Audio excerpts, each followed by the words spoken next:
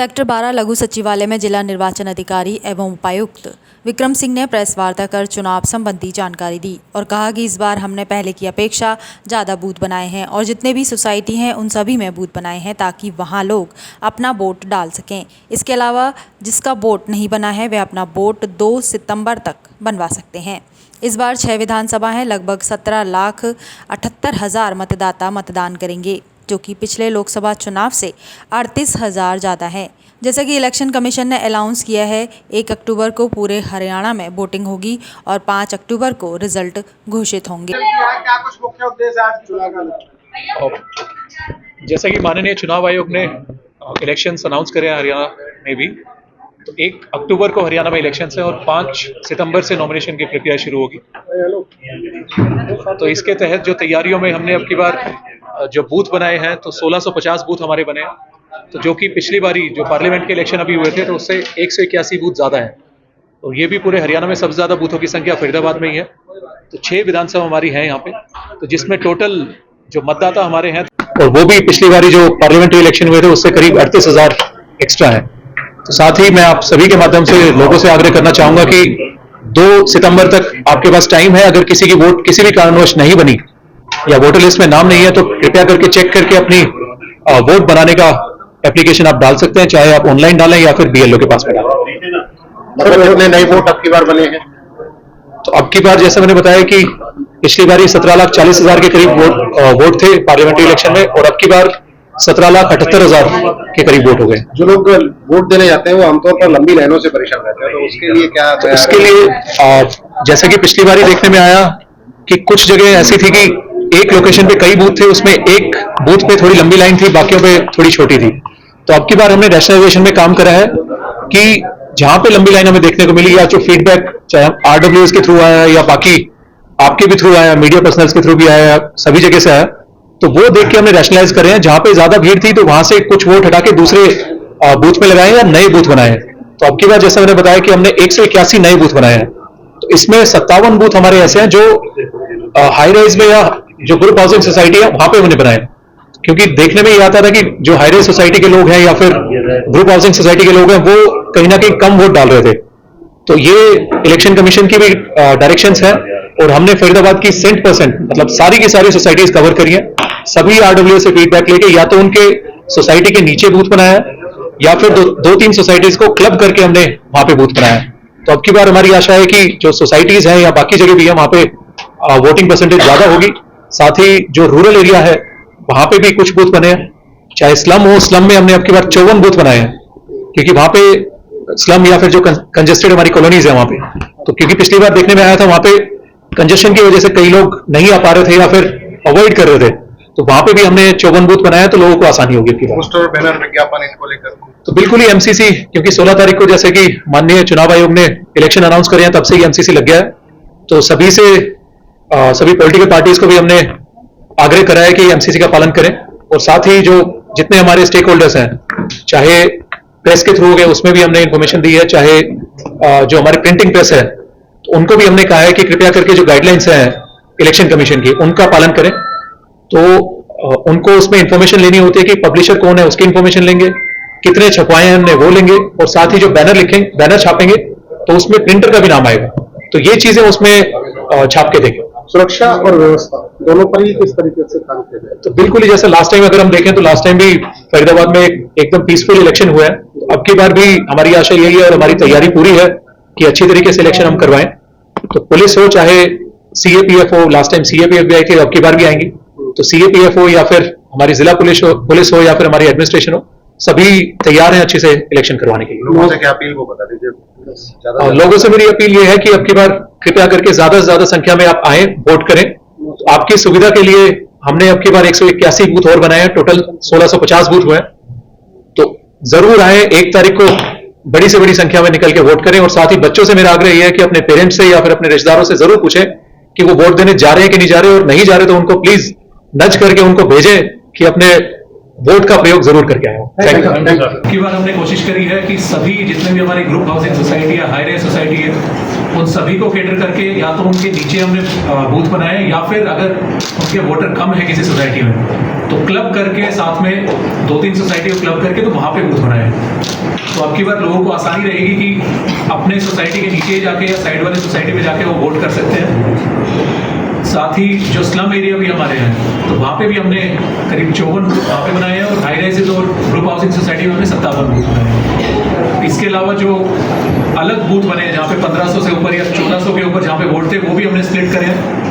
जब रैशनलाइजेशन का टाइम था उस दौरान तो हमारे, जैसा मैंने कहा, 181 बूथ हमारे एडिशनल बने हैं, तो 1650 हमारे बूथ हैं जो कि पूरे हरियाणा में सबसे ज़्यादा बूथ हैं। इसके साथ ही जो हमारे वोटर हैं फरीदाबाद में 6 विधानसभा में वो 17,78,000 हैं इस बार, जो कि पिछले जो पार्लियामेंट्री में जितने वोटर्स थे उससे करीब 38,000 एक्स्ट्रा है, क्योंकि टाइम सभी को दिया गया था अपने नए वोट अप्लाई करने का या फिर डिलीशन या फिर शिफ्टिंग का। तो जितने भी फॉर्म्स आए हमने लगभग सारे वो डिस्पोज ऑफ करे हैं। तो अभी भी लोगों के पास टाइम है, तो मैं आप सभी के माध्यम से लोगों से आग्रह करना चाहूँगा कि कृपया करके वो अपने वोट चेक कर लें। अगर किसी की वोट किसी भी कारणवश मिसिंग है या डिलीट हो चुकी है या उन्हें बनवाई नहीं है तो कृपया करके वो अपनी वोट बनवा लें। नई वोट बनवाने का टाइम 2 सितंबर तक का है, तो 2 सितंबर तक कृपया करके अप्लाई कर लें, या तो ऑनलाइन जाके अप्लाई कर लें या कंसर्न जो हमारे BLOs हैं उनसे संपर्क करके एक बार अपनी वोट बनवाएं। तो साथ ही इसमें मैं आप सभी के माध्यम से ये भी आग्रह करना चाहूँगा लोगों से कि 1 तारीख का हमारा चुनाव है, तो लोग ज़्यादा से ज़्यादा संख्या में बाहर निकलें, अपने मत का प्रयोग करें। तो साथ ही इस बार थोड़ा मौसम भी अक्टूबर के माह में थोड़ा अच्छा रहेगा, तो कृपया करके बाहर आएँ अपने जो आपके बूथ है। और क्योंकि रैशनलाइजेशन अब की बार हुई है, कुछ सेगमेंट हमने चेंज भी करे हैं, क्योंकि किसी वो लोकसभा में देखने में ये भी आया था कि एक कंपाउंड में अगर 5 या 6 बूथ हैं तो एक बूथ पे तो ज़्यादा लंबी लाइन रही है पूरे दिन ही। मैंने खुद भी पर्सनली विजिट करे हैं, साथ में CP साहब के साथ भी विजिट करे हैं, हमारे कंसर्न जो ARO थे उनने भी विजिट करा है। तो वहाँ पे एक बूथ पे तो लंबी लाइन थी, बाकियों पे छोटी छोटी लाइन थी। तो हमने कोशिश करी है अब की बार कि अगर जिस बूथ पे ज़्यादा लंबी लाइन थी उसको स्प्लिट करके बाकियों में भी बांटा है वोट को। तो कोशिश हमारी यही है कि, और ये इंश्योर भी हमने करा है कि कोई भी फैमिली स्प्लिट ना हो। तो फैमिली सारी की सारी उठ के सेगमेंट वाइज में किसी और बूथ में गई है, तो वो चीज़ भी लोगों से आग्रह ये है कि अपनी वोट चेक कर लेंगे किस बूथ पे, तो वो आपको ऑनलाइन भी मिल जाएगी, उसकी डिटेल्स भी हम दे देंगे। इसके साथ ही जो वोटर इन्फॉर्मेशन स्लिप है जो हमारे BLOs बांटते हैं इलेक्शन से पहले, तो वो भी घर घर जाके बांटेंगे। तो पिछली बार ही देखने में आया था कई लोगों ने लेने से कई बार मना कर दिया था। तो आप सभी से आग्रह मेरा ये है कि कृपया करके जब BLOs आए तो अपनी वोटर स्लिप ले लें, और आप पहले से देख लें कि आपकी वोट किस जगह है। क्योंकि लोकसभा इलेक्शन में भी देखने को मिला था कि लोग भटक रहे थे कि उनको पता नहीं था कहाँ पे वोट है, परंतु हमारे जो BLOs हैं वो गए थे, घर घर गए थे, वोटर स्लिप दी है उनने। जो इन्फॉर्मेशन BLO से आई, कई लोगों ने लेने से मना कर दिया, वो कहते हैं जी ऑनलाइन हम कर लेंगे, या फिर उस दौरान वो अपने ऑफिस होंगे। BLOs दूसरी बार भी गए तब भी नहीं मिले।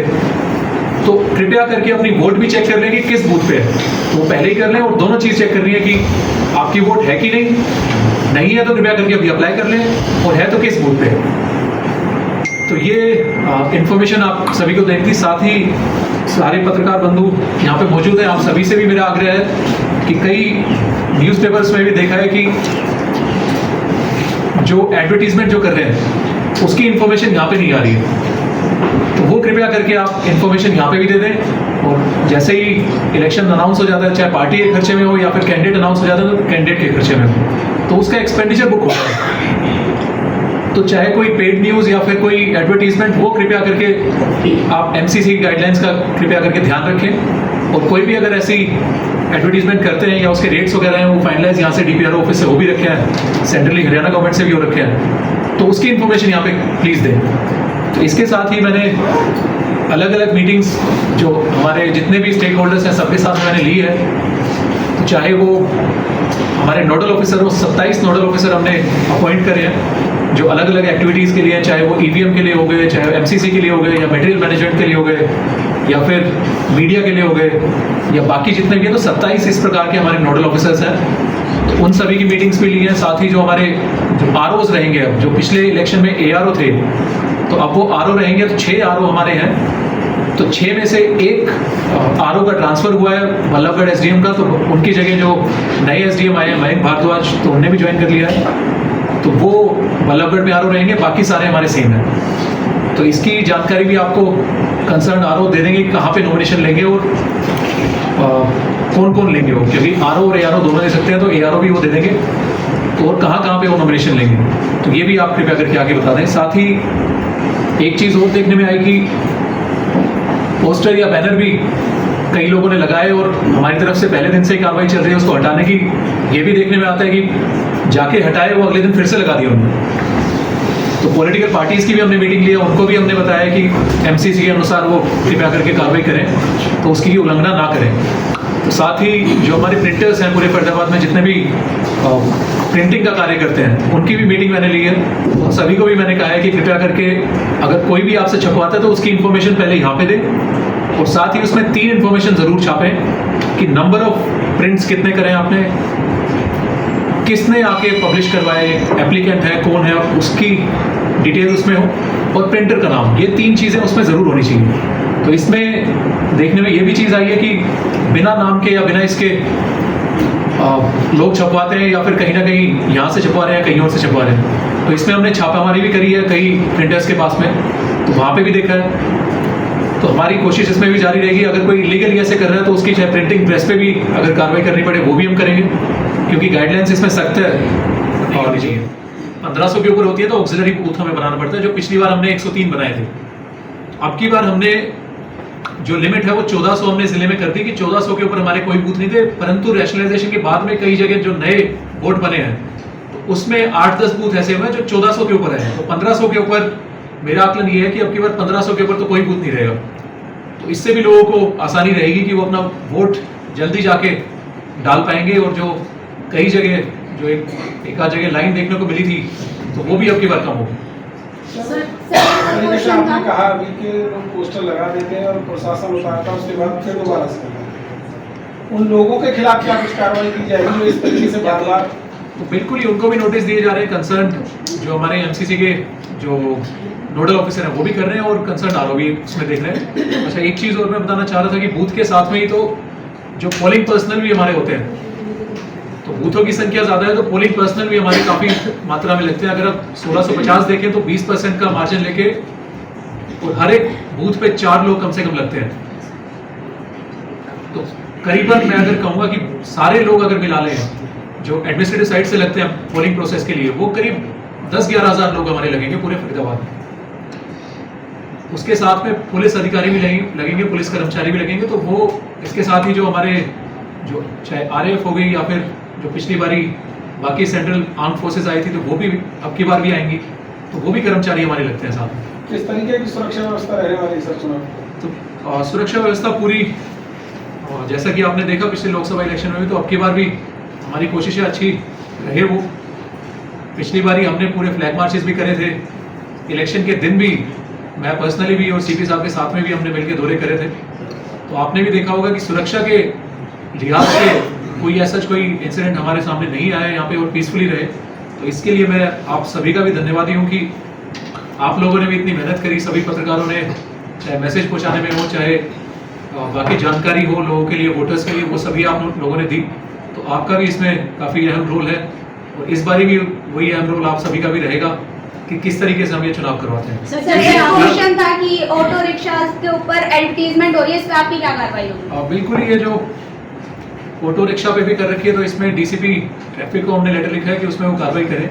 तो वो पकड़ भी रहे हैं, पुलिस की तरफ से भी पकड़ रहे हैं, और चाहे आरटीए हो या फिर जो हमारे एमसीसी के नोडल अधिकारी हैं वो भी कर रहे हैं। तो अब इसमें इशू ये है कि वो बार बार लगा लेते हैं वो, तो उसके लिए भी हम कार्रवाई कर रहे हैं, उनको नोटिस भी दे रहे हैं हमारे।